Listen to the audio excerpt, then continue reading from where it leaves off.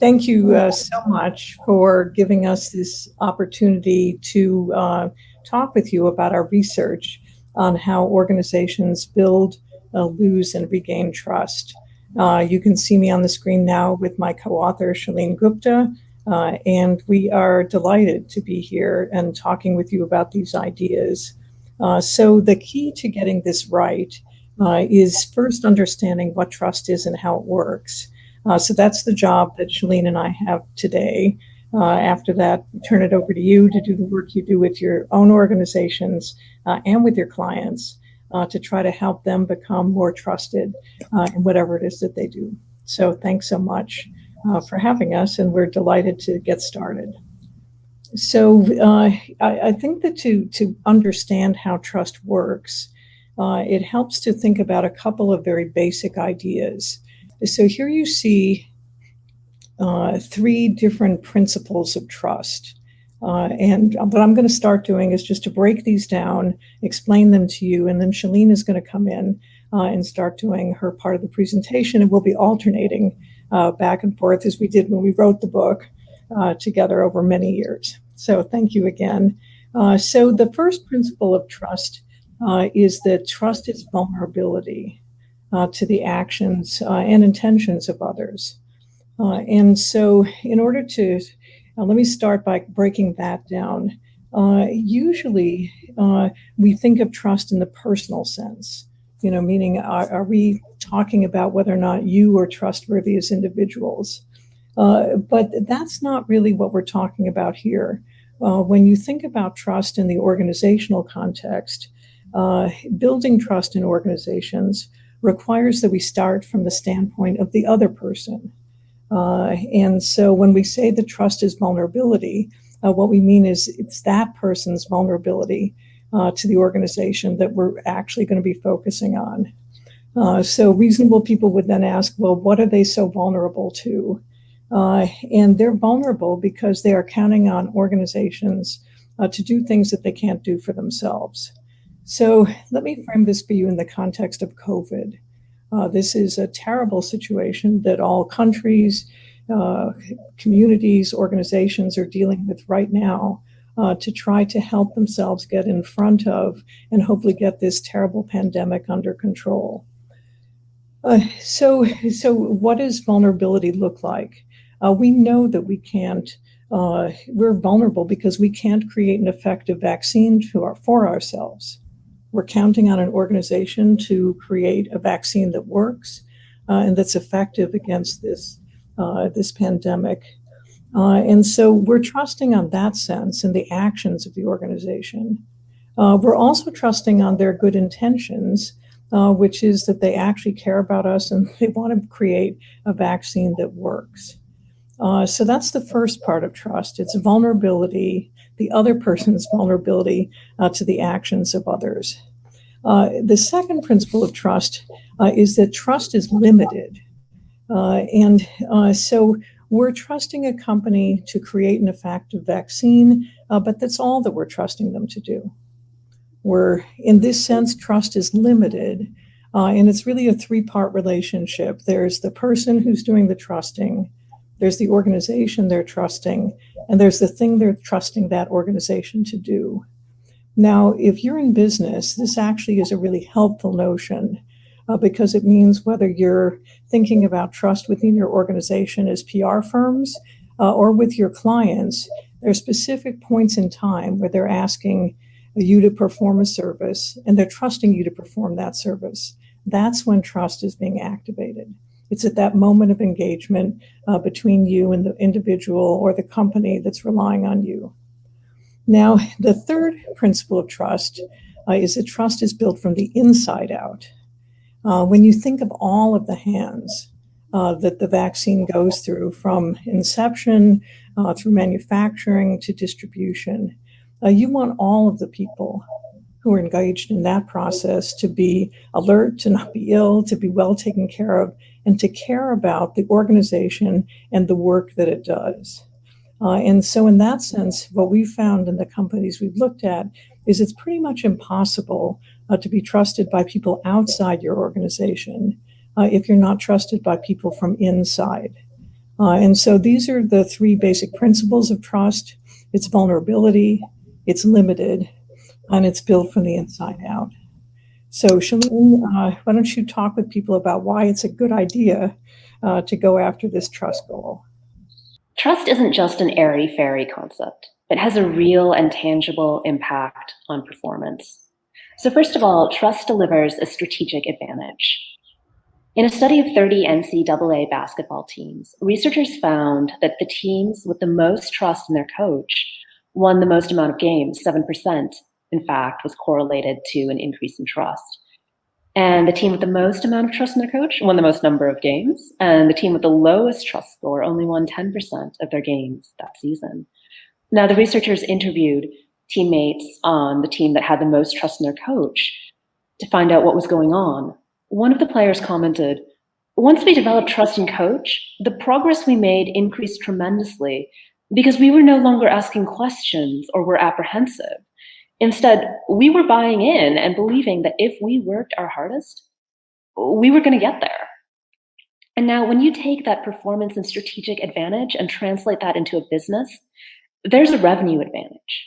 In a study of 6,500 employees at a Holiday Inn, researchers had employees rate their trust in their managers from a scale of 1 to 5. What they found is an eighth of a point increase in trust correlated to a 2.5% increase in revenue, or in dollars, $250,000 increase in revenue per hotel. Now, if you think about that revenue advantage scaled up to an economy, there's a huge impact. In a World Bank study of 29 different market economies, researchers found that a 10% increase in trust in the population correlated with a 0.8% increase in GDP. And so, in fact, when Sandra and I were talking to a CEO in a developing country, he mentioned that he wanted to build a hotel, but because construction workers in that country were prone to taking supplies and not working if watched, he actually had to sleep on the premises of the hotel to make sure that nothing was being stolen and employees did their work. And if you think about the amount this adds to costs and how much it slows down business, you can see why trust is so important. In fact, as the Nobel Prize winning economist Kenneth Arrow once said, virtually every commercial transaction has within itself an element of trust. It can be plausibly argued that much of the economic backwardness in the world can be explained by lack of mutual confidence, or what Sandra and I called trust. I'm going to turn it back over to Sandra now, and she's going to explain on what basis do people trust. So what you've heard so far is some basic principles of trust, the benefits of it. So let's dig in now to this question about why do people trust anyway? If trust is vulnerability, why am I willing to make myself vulnerable to organizations? We're going to use Uber as an example. At least in the United States, Uber is the company that everyone loves to hate. And what I'm going to explain is why it is that a company can be, on the one hand, competent and still not trusted. So Uber, at least in the United States, literally wrote the book on how it is to be a good ride-hailing company. They created amazing technology to connect customer needs, where the customer is, what destination they're going to, billing, and immediate feedback, all in a format that their drivers could be managing relationships with individual customers throughout the day. So competence is an organization's basic ability to deliver a product or service. And when I say basic, I don't actually mean it's so basic. I was in business for 20 years before I became a professor. And there's nothing basic about being able to create and deliver really great products or services. But if that were all that it took to be trusted, Uber wouldn't actually have the kind of reputation that it does in some of the environments that it operates in. So in addition to competence, it turns out that people trust on three other dimensions. The first of those is motives. And this is a question of whose interest does a company serve. So let me tell you a story. In 2013, an Uber driver in San Francisco ran into a family of four. He killed a little 6-year-old girl, their daughter, injured the mother and her son. And the family then sued Uber in the United States is very litigious, and it would be reasonable to try to ask Uber to be responsible for the actions of its driver. But what Uber did in court is they said, you know what? That driver hadn't picked up his next customer, and he actually hadn't even acknowledged that he had a next customer. So he really wasn't a driver for Uber at that time. So what they tried to claim is that this employee with Uber on his dashboard driving for them was not an Uber driver. So you step back and you say, well, whose interest does this company serve? It's pretty clear that the only interest they care about serving is the interest of Uber, the company. Certainly not the driver, and especially not the family who they had injured in such a grievous way. So we care about competence, we care about motives. We also care about how companies do what they do, their means. And this is largely a question of how fair is the company. So between 2013 and 2015, Uber asked its drivers to book and then cancel rides with their nearest competitor in the US, a company called Lyft. They did this 5,000 times over the course of 1 year, 12 months. And so if you say, is Uber fair in how it does business? This defines unfair competition. This is trying to mess up the on-time reliability of a ride-hailing company by throwing a spanner into the works of its process. So Uber, very competent, motives only out for its own self, means not particularly fair. And then you have a question about what is the actual impact of the results of this company's actions. And so this impact area is quite interesting. This is the impact on I can see it with my own eyes. I don't care what you tell me about it. I know the impact that you've had, and I feel a certain way about that. So I'll tell you a small example of impact from Uber. And for those who work on these issues, it's not so small. So in 2017, there was a reliability engineer, a female reliability engineer, who published a blog post about how she had been sexually harassed at Uber during her period of time there. And during her tenure, reliability engineers in her division dropped from 25% to 6%. She was only there for 2 years. And during that period of time, the environment was so toxic for women engineers at Uber that they were leaving in droves. So now Uber didn't start out to say, let's be a lousy company for women to work for. But the effect of its practices, its support of its really crazy and very sexist CEO meant that it was a very toxic environment for women who work there. So when we say the impact is a result of the company actions, what we're looking for, and we rely on companies to take responsibility for these actions, whether they're intended or unintended. And quite often in business, it's the unintended impacts of our actions that actually get us into trouble when it comes to being trusted. So the bottom line of these 4 dimensions is that trust isn't just one thing. And when you work with your clients, the first thing to help them understand is that competence is the foundation.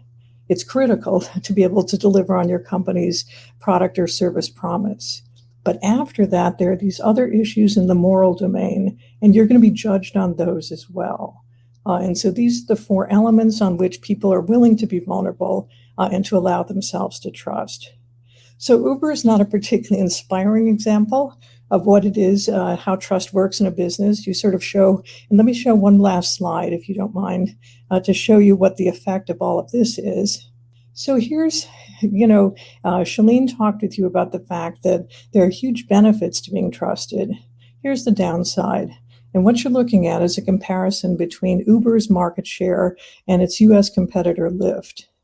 During the period of time that Uber was in business, it started with about a 90% share of market. And as a result of the way that it did business, it opened up a competitive opening for Lyft, which now owns 32%, a third of the market in the United States, and Uber's dropped down to 2/3.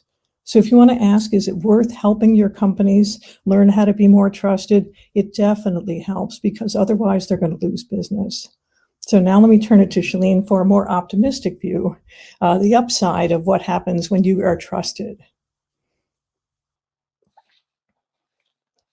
This explains to me why I have such mixed feelings about Uber. On the one hand, I hate it, but on the other hand, I still use it.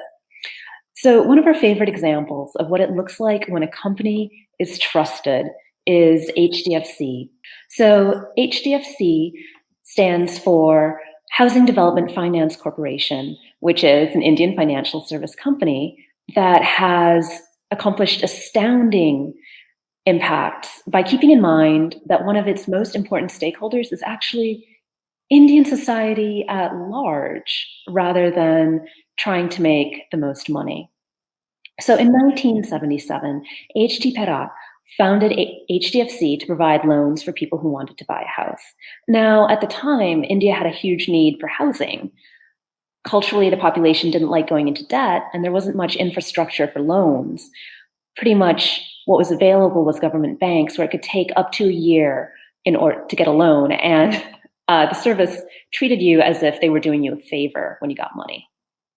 And what HDFC did is it actually narrowed this time down into 6 weeks to get a loan.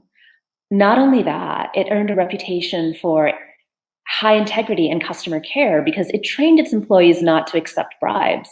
Any employee that accepted a bribe was fired. Plus, employees were also trained to be incredibly customer-centric, which was not usual at the time. Unsurprisingly, HDFC had 100% of the private lender market share and was astoundingly successful. So Parrot could have decided, that's great, let's just stay a monopoly. And in fact, many companies in that position probably would have done that.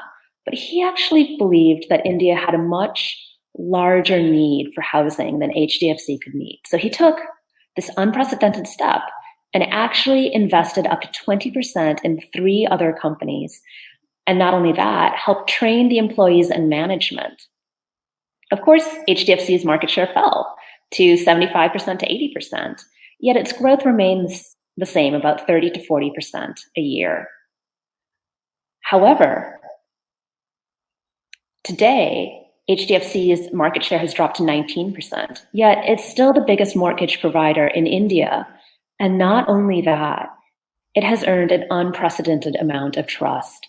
Because it took the step of helping the entire industry, the government has actually made HDFC an advisor, and HDFC has had a seat at the table for advising on policy and was brought in as a consultant during the Satyam scandal.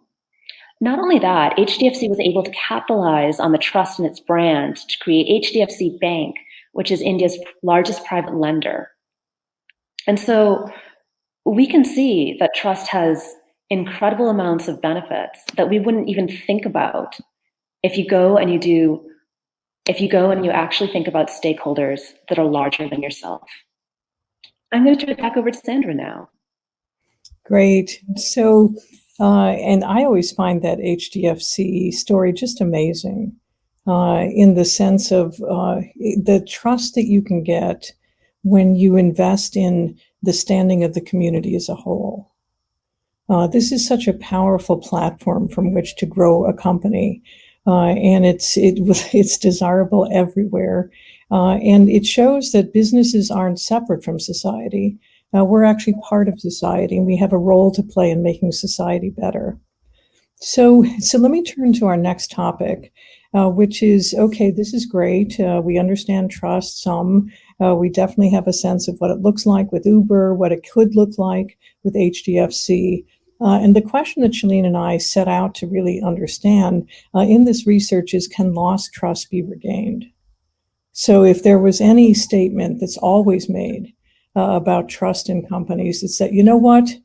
Trust is so fragile. It's like a crystal vase. And once you break it, no way of putting those pieces back together. And so our research actually at this point started in 2017 with a Japanese company called Recruit Holdings.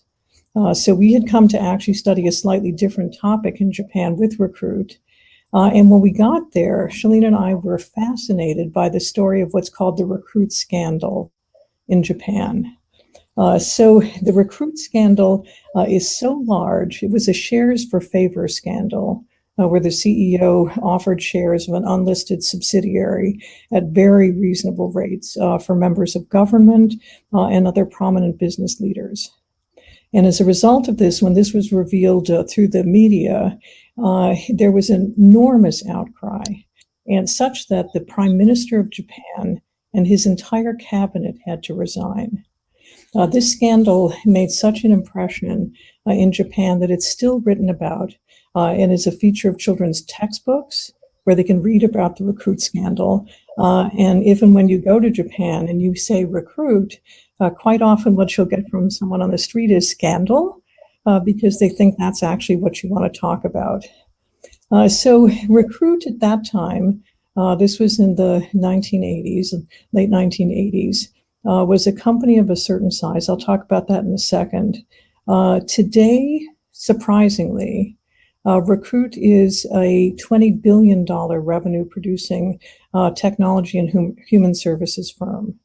It has 50,000 employees worldwide. So if Recruit can come back from a scandal that is so great that the Prime Minister and his cabinet had to resign, lost trust must be able to be recovered. And so then the question is, well, how on earth did they do that? And so it turns out that there's a pattern that companies who need to recover lost trust follow. There are 3 steps to it. And as PR professionals, I would imagine that one of the most prominent roles that you play at times in companies is having to help them over some bump, some issue that they created and that they need to recover from. So here are the 3 steps that Recruit did and that you'd need to work with your clients on. The first is to acknowledge harm and apologize. Because trust is a moral concept, it's a relationship between people of vulnerability. People who are trusting want to know that your company has created harm, and they want you to apologize for that harm. So to this day, you can go on Recruit's website and you can find the story of the 1980 scandal, the Recruit scandal, what they did, how they thought they recovered from it.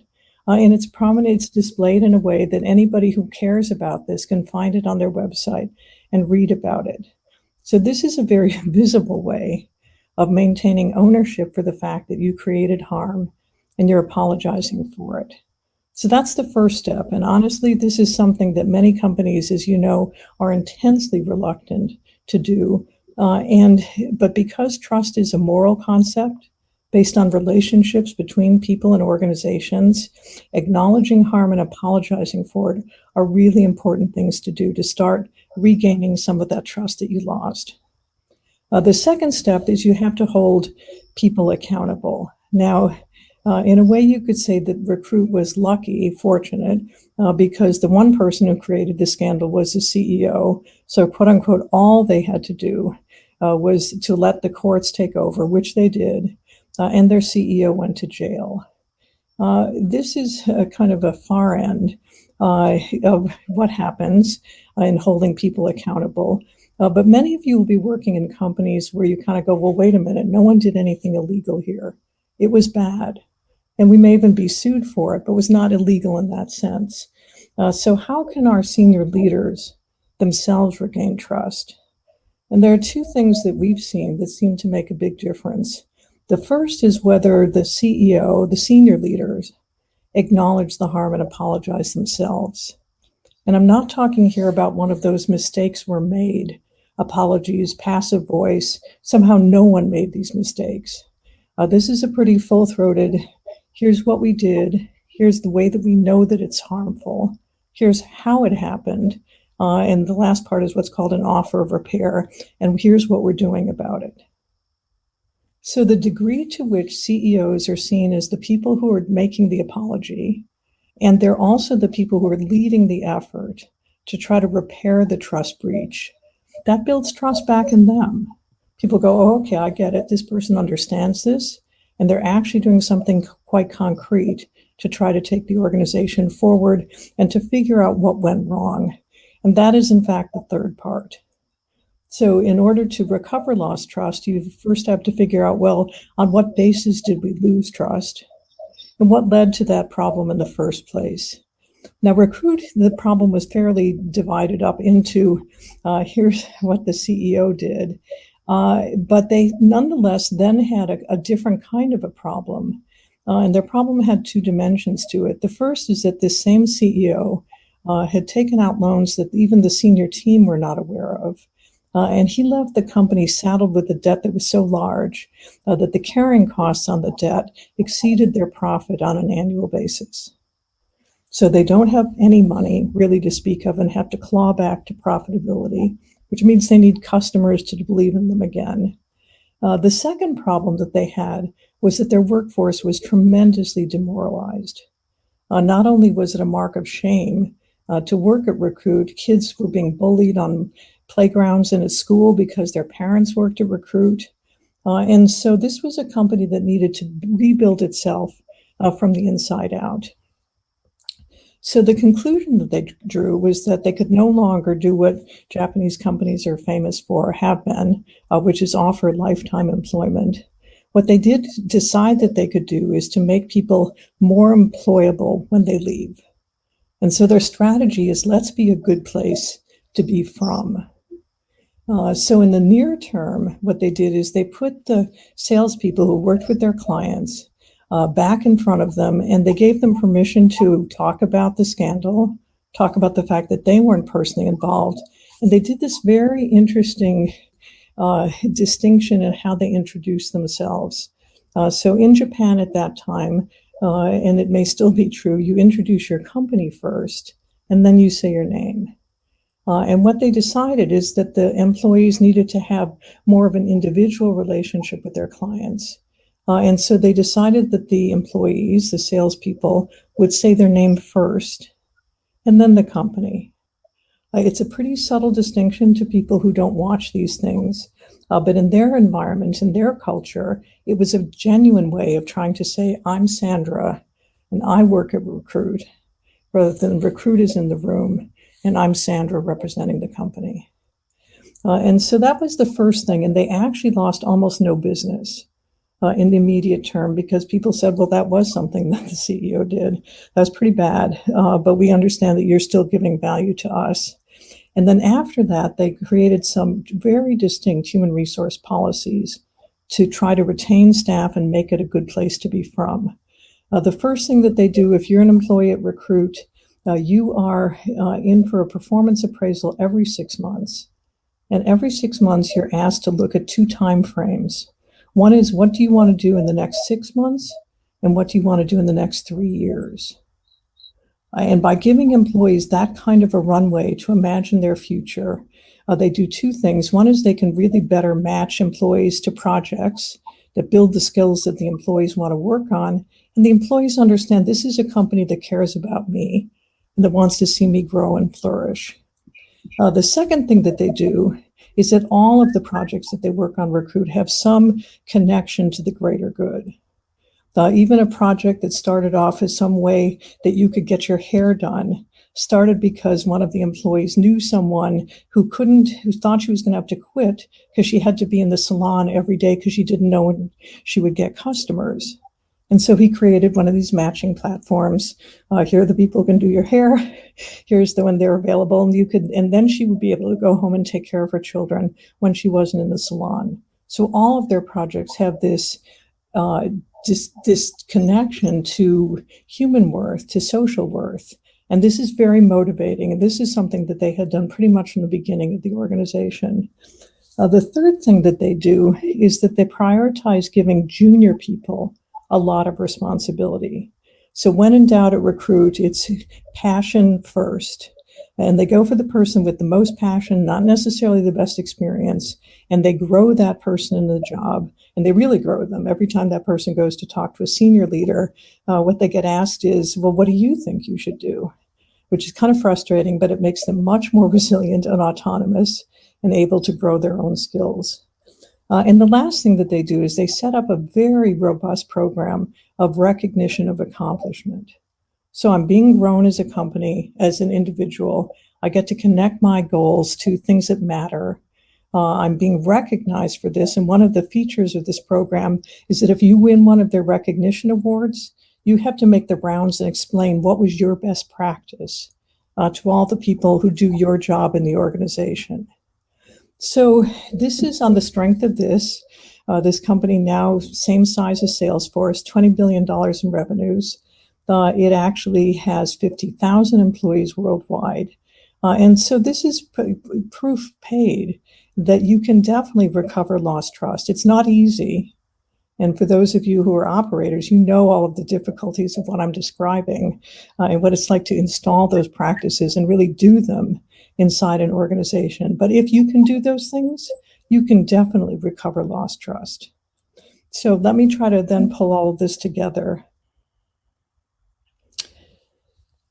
So here's a fairly straightforward view of what we've been talking about. First is trust is our willingness to be vulnerable. And here again, you're helping your companies focus on the vulnerability of the people who rely on them to do business. Right? It's not their vulnerability. It's the vulnerability of their stakeholders to the actions of the company. The second is trust is built using these four elements: competence, motives, means, and impact. The Uber story shows us competence is not enough. If it were, Uber wouldn't have lost a third of its market share. And so you definitely need to be trusted on these other dimensions, and you can be trusted on some of them and not on others. And finally, I think the big story for people in your line of work is that lost trust can be recovered. There are strategies that you can put in place and a process that's pretty reliable for helping your company get over a bump in the road that they put there, that they created. So we strongly, Shalene and I, believe that trust helps businesses be a force for good in their communities and in the world. And if we can help our companies become more trusted, I think they will be able to better do that job of being a force for good in society. So thanks so much. Well, we thank you for your time. Thank you.